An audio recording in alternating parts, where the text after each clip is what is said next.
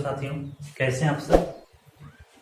चलिए, तो हम लोग कक्षा 9 का भूगोल पढ़ रहे हैं और उसके अंतर्गत हमने पहला चैप्टर तो खत्म कर लिया था। दूसरा चैप्टर शुरू किया गया है जिसका नाम है भारत का भौतिक स्वरूप। इसके बारे में हमने पहले वीडियो ले लिया था। उसमें हम लोगों ने जाना था कि भारत जो आज देश है वह किस प्रकार इसका निर्माण हुआ है, जिसमें हमने जान लिया था कि भारत का जो प्रायद्वीपीय भाग है या गोंडवाना लैंड का भाग है, पहले इसका आकार कुछ ऐसा ही था। फिर बाद में यह उत्तर पूर्व की तरफ लगातार चलता रहा। इंडियन प्लेट और यूरेशियन प्लेट के टकराने से यहाँ पर एक विशाल भूभाग खड़ा हो गया जो बलित पर्वत है, जिसको हम लोग हिमालय पर्वत के नाम से भी जानते हैं। यह एक हिमालय कैसा पर्वत है? बलित पर्वत है। तो इतना हमने जानकारी ले लिया था और फिर हमने कहा था कि भारत को उसके भौतिक आधार पर मुख्य रूप से 6 भागों में बांटा गया है। मुख्य रूप से 6 भागों में पहला आपका हिमालय क्षेत्र है, दूसरा उत्तरी मैदान, फिर आपका प्रायद्वीपीय भाग है, मरुस्थलीय भाग है, उसके बाद पश्चिमी तट और पूर्वी तट। इस प्रकार से सब 6 भागों में पूरे भारत को बांटा गया था। इसके बारे में हमने सामान्य जानकारी लिया था। आज हम लोग बात करेंगे मुख्य रूप से हिमालय के बारे में और उसके बाद मैदान के बारे में। जब हिमालय की बात करते हैं तो हमारी शुरुआत वहीं से होती है कि हिमालय आज जहां पर स्थित है वहां पहले टेथिस नामक सागर हुआ करता था। 2 प्लेटों के टकराने से हिमालय का निर्माण हुआ और हिमालय एक बहुत ही बृहद भूभाग है। एक विश्व की सबसे ऊंची चोटी जिसका नाम है माउंट एवरेस्ट, जिसकी कुल ऊंचाई 8,850 मीटर है, वह यहीं पर स्थित है, आपके हिमालय पर ही स्थित है। सिंधु से ब्रह्मपुत्र तक का जो क्षेत्र है, सिंधु नदी यहां से प्रवाहित होती है। लद्दाख और जास्कर श्रेणी से के बीच से प्रवाहित होती है सिंधु नदी। यहां से सिंधु नदी प्रवाहित होती है। यहां से लेकर के आपके ब्रह्मपुत्र नदी तक का जो क्षेत्र है, यह पूरा पर्वतीय क्षेत्र है। इसकी कुल लंबाई 2400 किलोमीटर है। इसकी कुल लंबाई कितनी है? 2400 किलोमीटर है और यह एक अर्धवृत्त जैसा दिखता है, एक आधे गोला जैसा यह दिखता है। और उत्तरी और दक्षिणी आधार पर उत्तर से दक्षिण के क्रम में पूरे हिमालय को 3 भागों में बांटा गया है। उत्तर से दक्षिण के क्रम में पहला आपका है बृहद हिमालय, इसको महान हिमालय के नाम से जानते हैं। इसकी ऊंचाई कितनी है? इसकी औसत ऊंचाई 6000 किलोमीटर है। इसकी ऊंचाई 6000 किलोमीटर है। यह एक औसत ऊंचाई है, सॉरी किलोमीटर नहीं, मीटर है, मीटर। और दूसरा आपका है निम्न या लघु हिमालय, इसको मध्य हिमालय के नाम से भी जाना जाता है। इसकी कुल औसत ऊंचाई 3000 मीटर से 4500 मीटर तक है। 3000 मीटर से 4500 मीटर तक है। तीसरा आपका है बाह्य या शिवालिक हिमालय। तीसरा है बाह्य या शिवालिक हिमालय। इसकी औसत ऊंचाई 600 से 1200 मीटर तक है। 600 से 1200 मीटर। यह हो गई महान हिमालय की औसत ऊंचाई। यह लघु या मध्य की हो गई और यह शिवालिक या बाह्य हिमालय की बात हो गई। और यह डिवाइडेशन है किसके अनुसार? उत्तर से दक्षिण के क्रम में। और इसके ऊपर भी 3 चोटियां पाई जाती, 3 श्रेणियां पाई जाती हैं, जिसको काराकोरम, लद्दाख और जास्कर के नाम से जानते हैं। काराकोरम पर्वत श्रेणी पर ही भारत की सबसे ऊंची चोटी स्थित है, जिसको हम लोग K2 या गाडविन ऑस्टिन के नाम से जानते हैं। कहां पर स्थित है? यह जम्मू कश्मीर में काराकोरम पर्वत श्रेणी पर स्थित है और इसकी कुल ऊंचाई 8,644 मीटर। कितनी है? 8,644 मीटर है। काराकोरम के नीचे लद्दाख, उसके नीचे जास्कर है। लद्दाख और जास्कर से होकर के सिंधु नदी प्रवाहित होती है और सिंधु नदी के दाहिने तट पर, बाएं तट पर लेह स्थित है। लद्दाख, लेह। और एक दूसरा आधार भी है इसको डिवाइड करने का। हिमालय को डिवाइड करने का एक दूसरा आधार है जिसको हम लोग कहते हैं नदी के आधार पर या पूर्व से पश्चिम के आधार पर या पश्चिम से पूर्व के आधार पर विभाजन। किसका? हिमालय। पश्चिम से पूर्व के क्रम में हिमालय का विभाजन। इसको विभाजित करने का मुख्य जो आधार बनाया गया है वह नदियों को बनाया गया है। अभी मैंने कहा कि यहां से सिंधु नदी निकलती है और यहां से यहां तक प्रवाहित होती है। यह देखिए एक अंतरराष्ट्रीय नदी है जो चीन से निकलती है, तिब्बती क्षेत्र से निकलती है और यह भारत के जम्मू कश्मीर होते हुए पाकिस्तान में चली जाती है। और यहां से एक नदी निकलती है नेपाल, तिब्बती क्षेत्र से निकलती है। नेपाल और भारत के बीच सीमा का निर्धारण करते हुए उत्तराखंड से यह आपके उत्तरी मैदान में प्रवेश करती है जिसको हम लोग काली नदी के नाम से जानते हैं। या सिंधु नदी है या काली नदी है। इन दोनों नदियों के बीच का जो हिमालयी क्षेत्र है उसको हम लोग कश्मीर हिमालय के नाम से जानते हैं। किस हिमालय के नाम से जानते हैं? कश्मीर हिमालय के नाम से जानते हैं। और इसी पर इन्हीं दोनों के बीच में पीर पंजाल और धौलाधार नामक प्रसिद्ध पर्वत चोटियां हैं। उसके बाद काली से लेकर के तीस्ता नदी, सॉरी एक सेकंड माफ करिएगा, यहां मिस्टेक है। यहां से एक नदी निकली सतलज नदी। कौन सी नदी? सतलज नदी। इन दोनों के बीच के क्षेत्र को कश्मीर हिमालय के नाम से जाना जाता है। सिंधु और सतलज के बीच का जो क्षेत्र है उसको कश्मीर हिमालय, फिर सतलज और काली नदी के बीच के क्षेत्र को हम लोग कुमायूं हिमालय के नाम से जानते हैं। किसके नाम से? कुमायूं हिमालय। याद रखिएगा, सिंधु सतलज के बीच का जो क्षेत्र है इसको कश्मीर हिमालय, सिंधु सतलज के बीच का क्षेत्र कश्मीर हिमालय, फिर सतलज और काली नदी के बीच का जो क्षेत्र है वह कुमायूं हिमालय। के फॉर कश्मीर, के फॉर कुमायूं हिमालय। फिर यहां से लेकर के काली नदी से लेकर के तीस्ता नदी, यह भी निकलती है नेपाल वाले क्षेत्र से और भारत में आती है। काली से तीस्ता नदी, यह पूरा इसके जो बीच का भूभाग है ना, यही नेपाल स्थित है। पूरा यहां से लेकर के यहां तक नेपाल वाला क्षेत्र है, इसलिए इसको हम लोग नेपाल हिमालय के नाम से जानते हैं। और फिर उसके बाद काली नदी से लेकर के ब्रह्मपुत्र नदी, यानी यहां काली और यहां पर ब्रह्मपुत्र नदी इधर से आकर के मिलती है। इन दोनों के मध्य के क्षेत्र को असम हिमालय के नाम से जाना जाता है। कौन हिमालय? असम हिमालय के नाम से जाना जाता है। हमने हिमालय को दो आधार पर डिवाइड किया। एक हमने बांट लिया उत्तर से दक्षिण के क्रम में और एक हमने बांट लिया पूरब, पश्चिम से पूरब के क्रम। उत्तर से दक्षिण के क्रम में सबसे जो ऊपर है वह आपका बृहत हिमालय या महान हिमालय है। यह वाली श्रेणी, यह वाली जो ऊपर वाली रेखा दिख रही है इसको बृहत या महान हिमालय के नाम से जानते हैं। इसको बृहत या महान इसलिए कहा जाता है क्योंकि सबसे ज्यादा ऊंचाई इसी की है।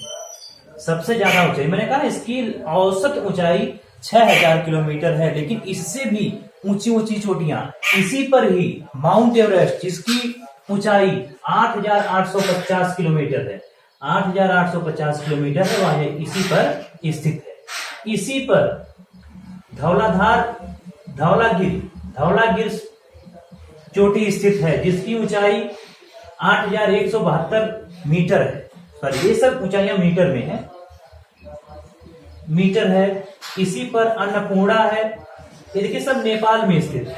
अन्नपूर्णा भी नेपाल में स्थित है और इसकी 8,072 मीटर इसकी ऊंचाई है। माउंट एवरेस्ट भी नेपाल में है। मकालू 8,481 किलोमीटर, मकालू की ऊंचाई 8,481 किलोमीटर है। यह भी कहां पर स्थित है? नेपाल में ही स्थित है। और फिर इधर कंचनजंगा, या भारत में स्थित है।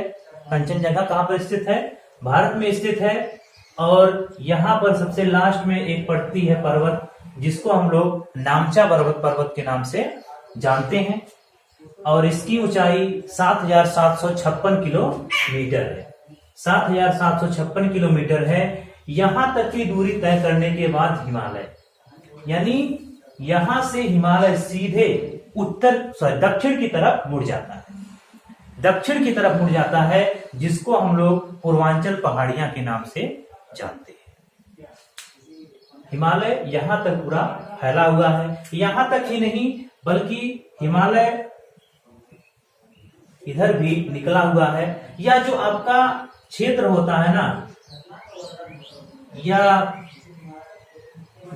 अंडमान और निकोबार द्वीप समूह वाला, यह जो है मुख्य रूप से उसी हिमालय का उभरा हुआ क्षेत्र है।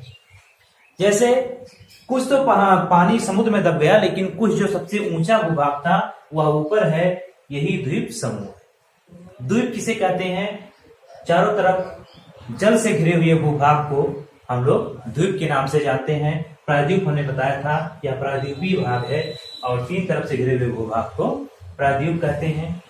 और जो ब्रह्मपुत्र नदी यहां से मुड़ती है, यहीं पर एक गाज का निर्माण होता है। गाज मतलब खड्ड, गहरा खड्ड, उसको हम लोग दिहांग गाज के नाम से जानते हैं। और यह गाज किसे कहते हैं? दो नदियों के बीच का जो सपाट क्षेत्र होता है, उसको हम लोग गाज के नाम से जानते हैं। देखिए, कश्मीर हिमालय की कुल लंबाई, यानी यहां से लेकर के यहां तक 560 किलोमीटर है। फिर कुमायूं हिमालय की जो लंबाई है वह 320 किलोमीटर है। नेपाल हिमालय की लंबाई कितनी है? 800 किलोमीटर। अगर कोई पूछ दे उत्तर से दक्षिण के क्रम में सबसे लंबा हिमालय कौन सा है, यानी कौन सा हिमालय सबसे विस्तृत है, तो वह आपका नेपाल हिमालय। कौन सा हिमालय है? नेपाल हिमालय है, जो 800 किलोमीटर की दूरी पर विस्तृत है। और असम हिमालय, तीस्ता और ब्रह्मपुत्र, यह 720 किलोमीटर की दूरी में अवस्थित है। तो यह हो गया कुछ जानकारी किसके बारे में? हिमालय के बारे में। यह छोटी सी जानकारी हिमालय के बारे में थी। और याद रखिएगा, विश्व की जो सबसे सर्वोच्च चोटी है वह माउंट एवरेस्ट है। और माउंट एवरेस्ट को नेपाल में सागरमाथा के नाम से जाना जाता है। नेपाल में किस नाम से जाना जाता है? सागरमाथा के नाम से जाना जाता है। और इस माउंट एवरेस्ट पर सर्वप्रथम चढ़ने वाली भारतीय महिला, जिसका नाम बछेंद्री पाल है, जिनका नाम, और उन्होंने 1984 में इस पर्वत चोटी पर अपना कदम रखा था।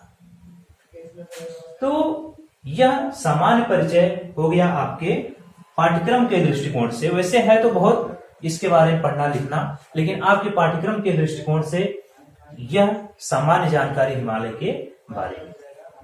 आइए अब हिमालय की जानकारी के बाद चलते हैं, हम लोग अध्ययन करते हैं भारत के उत्तरी मैदान के बारे में। भारत का उत्तरी मैदान, भारत का उत्तरी मैदान यूं कहें तो यह भी अचानक नहीं बन गया। जो यह भूभाग में भी बनाया था, इसमें आप लोग देखेंगे ध्यान से तो भारत का जो उत्तरी क्षेत्र है वह इसमें नहीं दिखता है। हिमालय के निर्माण के बाद जब वहां से तमाम नदियां निकली, क्या निकली? नदियां निकली। तो नदियां अपने साथ तमाम प्रकार के अवसाद, कंकड़, पत्थर इत्यादि को ला करके मैदानी क्षेत्रों में जमा करती चली गई। जैसे कोई भी क्षेत्र होता है, पर पर्वत क्या है? बहुत ऊंचा क्षेत्र है। जब वहां से नदियां नीचे की तरफ प्रवाहित हुई तो नीचे आने के बाद उनके अंदर वह क्षमता नहीं रह गई कि अपने साथ कंकड़ पत्थर को बहा ले जाए, इतनी क्षमता नहीं रह गई। तो समय के साथ नदियों ने अपने साथ के अवसाद को जमा करना स्टार्ट कर दिया और इन्हीं अवसादों से आपके इस पूरे उत्तर भारत का निर्माण हुआ है। लगभग उत्तर भारत का निर्माण या उत्तरी मैदान जिसको मुख्य रूप से कहते हैं, उसका निर्माण इन्हीं नदियों के द्वारा हुआ है। नदियों के द्वारा लाए गए अवसादों से इनका निर्माण हुआ है और इसका कुल क्षेत्रफल लगभग 2400 किलोमीटर 2400 किलोमीटर स्क्वायर इसका क्षेत्रफल है। 7 लाख किलोमीटर स्क्वायर और इसकी जो कुल लंबाई है यहां से यहां तक यह 2400 किलोमीटर है। यह भी असम ये सब भी मैदानी क्षेत्र में काउंट किया जाता है। 2400 किलोमीटर लंबाई है और 7 लाख वर्ग किलोमीटर इसका क्षेत्रफल है। इसकी चौड़ाई इधर 240 और 320 है। इसकी चौड़ाई कितनी है? 240 से 320 किलोमीटर। 240 से 320 किलोमीटर इसकी चौड़ाई है। और याद रखिएगा यह जो पंजाब है यह भी क्या है? एक मैदानी क्षेत्र है। पंजाब क्या है? एक मैदानी क्षेत्र है। यहां से लेकर के असम तक ये सब क्षेत्र मैदानी काउंट किया जाता है। मध्य प्रदेश भी आपका मैदानी क्षेत्र है, उत्तर प्रदेश, बिहार, लेकिन जो उत्तराखंड है वह पर्वतीय क्षेत्र में काउंट किया जाता है। पंजाब, एक शब्द है पंजाब। 5 नदियों के मध्य स्थित भूभाग को पंजाब के नाम से जाना जाता है और 2 नदियों के बीच स्थित भूभाग को 2 आब के नाम से जाना जाता है। ठीक ना? पंजाब यह 5 नदियों के मध्य स्थित भूभाग है और 5 नदियां वही हैं: सिंधु, झेलम, चिनाब, रावी, ब्यास, सतलज।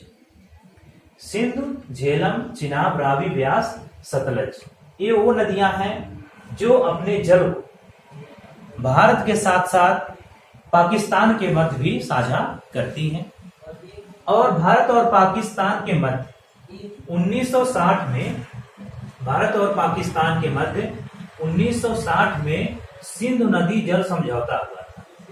क्या हुआ था? सिंधु नदी जल समझौता। सिंधु नदी जल समझौता हुआ था। इस समझौते के अनुसार जो उत्तर की 3 नदियां, उत्तर की 3 नदियां कौन कौन सी हैं? सिंधु, झेलम, चिनाब। सिंधु, झेलम, चिनाब। एक सेकंड यहां नोट कर लीजिएगा, इसको तो पढ़ लिए हैं, यहां नोट कर लेते हैं।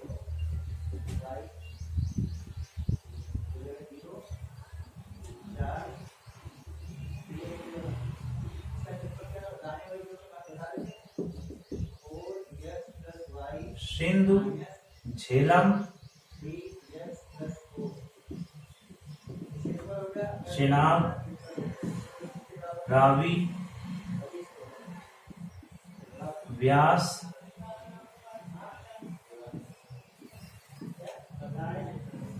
सतलज। कितनी नदियां हैं? 6 नदियां। इन नदियों के पानी के विवाद को रोकने के लिए 1960 में एक जल समझौता हुआ भारत और पाकिस्तान के मध्य। इस जल समझौते के अनुसार ऊपर की 3 नदियों के 80% जल का प्रयोग पाकिस्तान करेगा। 80% जल का प्रयोग कौन करेगा? पाकिस्तान करेगा, जबकि 20% जल का प्रयोग आपका भारत करेगा। और नीचे की 3 नदियों के 80% जल का उपयोग भारत करेगा और 20% जल का उपयोग पाकिस्तान करेगा। अब कहेंगे एक कैसे डिसाइड होता होगा कि नदी में कितना जल जा रहा है, कौन उपयोग कर रहा है? तो इसके लिए कोई भी प्रोजेक्ट जब इन नदियों पर बनाया जाता है, कोई भी बांध बनाया जाता है, तो उसको दर्शाया जाता है कि यह इतनी क्षमता वाला बांध है और इतने जल का उपयोग करेगा। चलिए, यह हो गई बात नदियों के बारे में। सिंध नदी जल समझौता याद रखिएगा, इंपॉर्टेंट है। और हम लोग बात कर रहे थे मैदान के बारे में। पंजाब और दोआब 5 नदियों के बीच स्थित भूभाग, पंजाब 2 नदियों के बीच स्थित भूभाग को दोआब के नाम से जाना जाता है। यह जो मैदानी भूभाग है इसको 4 भागों में बांटा गया है। मैदान को कितने भागों में बांटा गया है? 4 भागों। भाबर, तराई, बांगर, खादर। जब नदियां अपने साथ चलती हैं तो जो कंकड़ पत्थर लिए रहती हैं, उस कंकड़ीले पथरीले क्षेत्र को जहां पर वो कंकड़ पत्थर स्थापित कर दिए गए नदियों के द्वारा, उस क्षेत्र को भाबर के नाम से जाना जाता है। यह क्षेत्र खेती लायक नहीं होता है क्योंकि वहां पर कंकड़ पत्थर ज्यादा पाए जाते हैं। उसके नीचे आने के बाद यह जो पूरा क्षेत्र है ना, यह भाबर वाला क्षेत्र, जो नेपाल का अधिकतर क्षेत्र है वह भाबर वाला क्षेत्र है। या इसका कोई क्षेत्र उत्तर प्रदेश में भी आ जाता है क्योंकि नेपाल से सटा हुआ आपका उत्तर प्रदेश है। उसके नीचे का भूभाग तराई है, इसके नीचे का भूभाग तराई है। तराई बोले तो दलदली। यहाँ की मिट्टी बहुत उपयोग लायक नहीं है, यहाँ पर लंबे लंबे वृक्ष पाए जाते हैं और सांप वगैरह की संख्या यहाँ पर ज्यादा पाई जाती है। हाँ, गन्ने की खेती इन क्षेत्रों में की जाती है, जैसे लखीमपुर, आपका महाराजगंज। लखीमपुर में ही एक राष्ट्रीय पार्क है, दुधवा राष्ट्रीय पार्क की स्थापना लखीमपुर में ही की गई है। उसके बाद बांगर और खादर को जान लीजिए। बांगर ऐसा मैदानी क्षेत्र जहां पर प्रतिवर्ष बाढ़ का पानी नहीं पहुंच पाता है, उसको हम लोग बांगर कहते हैं। जबकि जहां पर बाढ़ का पानी प्रतिवर्ष पहुंच जाता है, उसको हम लोग खादर के नाम से जानते हैं। यानी वह भूभाग जहां पर पानी बाढ़ का पहुंच जाए, खादर हो गया, और जहां नहीं पहुंच पाया उसको बांगर के नाम से जानते हैं। यह हो गया मैदानी क्षेत्र के विषय में। यह एक आंकड़ा है, इसको याद कर लीजिएगा। भारत के 10.6% भूभाग पर पर्वत पाया जाता है। भारत के 10.6% भूभाग पर पर्वत पाया जाता है। 18.5% भूभाग पर पहाड़ियां, 27.7% भूभाग पर पठार और 43.2% भूभाग पर मैदान पाया जाता है। एक बार फिर से, 10.6% भूभाग पर पर्वत, 18.5% भूभाग पर पहाड़ियां, 27.7% भूभाग पर पठार और 43.2% भूभाग पर मैदान पाया जाता है। ठीक है। और उसके बाद जो उत्तरी मैदान है उसको 3 भागों में बांटा गया है। जो आपका उत्तरी मैदान है यानी जो मैदानी क्षेत्र है उसको 3 भागों में बांटा गया है नदियों के आधार पर। क्योंकि मैंने कहा ना, नदियों के द्वारा लाए गए अवसादों को जमा करने से आपके इस भूभाग पर यानी उत्तरी मैदान का निर्माण हुआ है। तो कौन कौन सी नदियां मिलकर के किस भूभाग का निर्माण की, इसके अनुसार 3 भागों में। जैसे यह वाला जो क्षेत्र है, इधर वाला जो क्षेत्र है, यहां पर सिंधु की सहायक नदियां बोले तो वही 6, सिंधु, झेलम, चेनाब, रावी, ब्यास, सतलज ने मिलकर इस क्षेत्र का निर्माण किया है। इसलिए इसको सिंधु तथा उसकी सहायक नदी क्षेत्र के नाम से जाना जाता है। यहां से लेकर के यहां तक यह पूरा क्षेत्र गंगा और उसकी सहायक नदियों के द्वारा निर्मित किया गया है। गंगा और उसकी सहायक नदियों के द्वारा निर्मित किया गया। गंगा और उसकी सहायक नदियां बोले तो गंगा, यमुना, गंडक, गोमती, घाघरा और बेतवा, केन, बेतवा, सोन, रिहन, इन सब के द्वारा इसका निर्माण किया गया है।